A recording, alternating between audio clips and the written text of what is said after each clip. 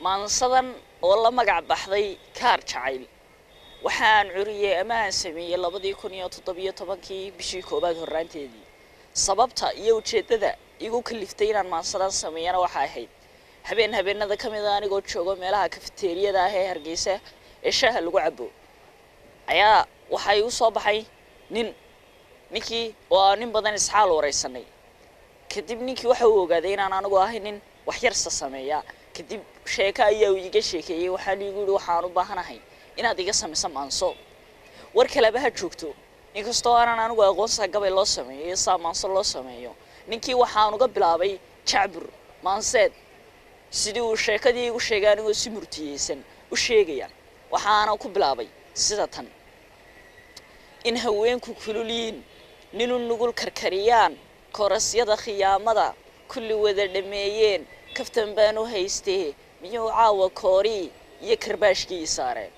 hodantii kafka ahayd cilmisay u karisaad anay kadeedo ka yeeli maaye kitaabka quraankiyo koreeyaan ku dhaartee kaftanka walaalimo iyo kulanka sheekadu waa karaama aadmiga koreeyuhu ku beeree hadii la iskaraahsado kuraasta la kala guran